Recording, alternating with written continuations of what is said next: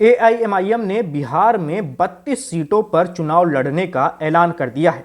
AIMIM के इस ऐलान का काफी लंबे समय से इंतजार किया जा रहा था, क्योंकि बहुत सारी ऐसी चर्चाएं थी कि एआईएमआईएम इस बार महागठबंधन में भी शामिल हो सकती है। महागठबंधन कौन सा? जो विपक्ष का है, जिसमें आरजेडी शामिल है, कांग्रेस है और वाम दल हैं और मुकेश सहनी की विकासशील इंसान पार्टी है। खूब कोशिशें हुई। एआईएमआईएम के प्रदेश अध्यक्ष अख्तरुल इमान ने बकायदा लालू प्रसाद यादव को चिट्ठी लिखी, तेजस्वी यादव को चिट्ठी लिखी, तेजस्वी यादव के घर के बाहर भी पहुंच गए और कोशिशें की कि आरजेडी ये चीज स्वीकार कर ले कि एआईएमआईएम भी महागठबंधन का हिस्सा बन जाए। लेकिन आरजेडी ने बिल्कुल ना में जवाब दिया। आरजेडी ने महागठबंधन के दरवाजे बंद कर दिए, असदुद्दीन ओवैसी के लिए, अख्तरुल इमान के लिए और एआईएमआईएम के लिए। इसके बाद फिर यह तय हो गया था कि अब एआईएमआईएम अपने दम पर चुनाव लड़ेगी और ऐसा ही हुआ है। एआईएमआईएम ने ऐलान किया है कि 32 विधानसभा की सीटों पर चुनाव लड़ा जाएगा। बिहार की 32 विधानसभा की सीटें, इसमें ना सिर्फ सीमांचल की सीटें शामिल होंगी, इसमें मिथिलांचल की भी सीटें शामिल होंगी, इसमें भोजपुर वाले इलाके की भी सीटें शामिल होंगी, मगध की भी सीटें शामिल होंगी कुछ।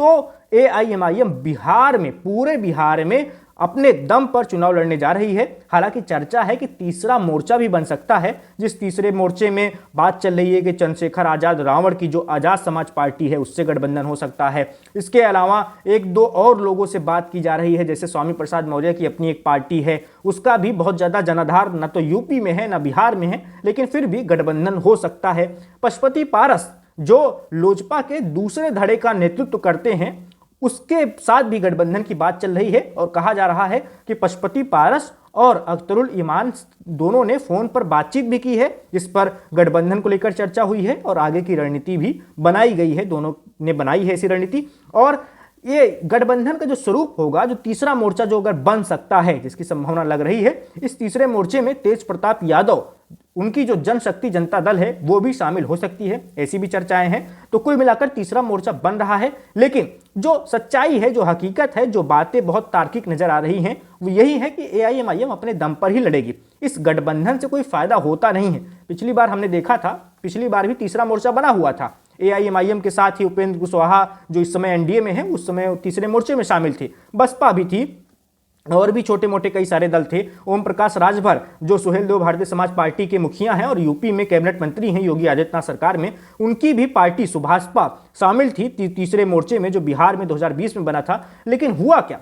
सब कई सारी सीटों पर लड़े। उपेंद्र कुशवाहा 99 सीटों पर लड़े थे। 243 सीटें हैं बिहार में, 99 सीटों पर उपेंद्र कुशवाहा ने अपने उम्मीदवार उतारे थे तीसरे मोर्चे के तौर पर, लेकिन एक भी उम्मीदवार नहीं जीत पाया था। बाकी लोगों के साथ भी ऐसा हुआ था, ना तो बसपा कुछ जीत पाई और ना ही और भी जो सुभाषपा थी वो कुछ जीत पाई। जी, सफलता किसे मिली? सफलता मिली थी एआईएमआईएम को। सीमांचल में एआईएमआईएम ने 5 सीटें जीती थी। तो वैसा ही इस बार भी होने जा रहा है।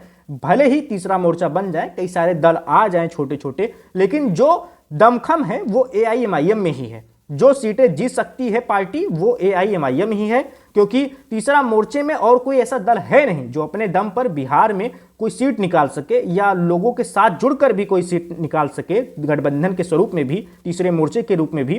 तो एआईएमआईएम पर ही हम बात करेंगे, क्योंकि तीसरा मोर्चा नाम का होगा सिर्फ। एआईएमआईएम 32 सीटों पर लड़ने की बात कर रही है, तो 32 सीटों में से कितनी सीटें वो जीत सकती है, इसकी अगर बात करें तो पिछली बार जो 5 सीटें जीती थी, वो 5 सीटें इस बार भी निकाल सकती है। इसकी भरपूर संभावना नजर आ रही है। जिस तरह से अग्रेसिव प्रचार प्रसार कर रहे हैं असदुद्दीन ओवैसी, अख्तरुल इमान भी डेरा डाल दिए हैं, बिना थके बिना रुके लगातार वो भी क्षेत्र दर क्षेत्र, गांव दर गांव, शहर दर शहर घूम रहे हैं और एआईएमआईएम के लिए वोट मांग रहे हैं। इससे ये लग रहा है कि जो पिछली बार की 5 सीटें थी, वो 5 सीटें इस बार भी एआईएमआईएम निकाल सकती है। इसकी एक बड़ी वजह यह भी है कि जो 4 विधायक टूट कर गए थे एआईएमआईएम से, 5 में से वो 4 विधायक अपने क्षेत्र में बहुत ज्यादा विरोध का सामना कर रहे हैं। लोगों में नाराजगी है। लोग कह रहे हैं कि हमने आपको पतंग वाले निशान पर चुना था, हमने असदुद्दीन ओवैसी का चेहरा देख के आपको वोट दिया था, लेकिन आप तो दगाबाज निकले, आप पार्टी छोड़कर भाग गए। इसीलिए लोगों को बहुत ज्यादा विरोध का सामना करना पड़ रहा है और इस विरोध की वजह से उन उम्मीदवारों को अगर वो फिर से चुनाव में आते हैं, वो विधायक फिर से चुनाव में आते हैं, तो उन्हें वोट तो बहुत कम मिलेगा, ऐसा भी कहा जा रहा है। जो लोग 2020 में जिताए थे इनको, वो इनके साथ नहीं जाएंगे, वो AIMIM के ही वोटर थे और इस बार भी AIMIM के साथ ही रहेंगे, ऐसा कहा जा रहा है। और अगर ऐसा सच में हुआ तो 5 सीटें इस बार AIMIM पिछली वाली जीत सकती है।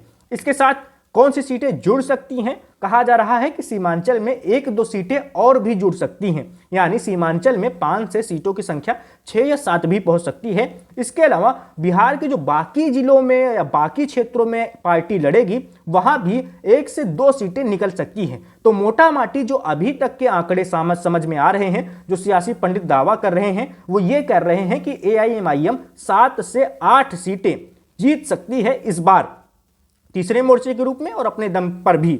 तो 7 से 8 सीटें हो सकती हैं। मैंने आपको बताया कि सीमांचल में इनमें से 5 से 6 सीटें हो सकती हैं और 1 से 2 सीटें बाहरी जो बाकी जो सीमांचल के अलावा क्षेत्र हैं बिहार में, वहां से हो सकती हैं। तो मोटा माटी जो 32 लड़ने की बात हो रही है, उनमें से 6 से 7 सीटें AIMIM निकाल सकती है, ऐसा सियासी गलियारों में दावा किया जा रहा है।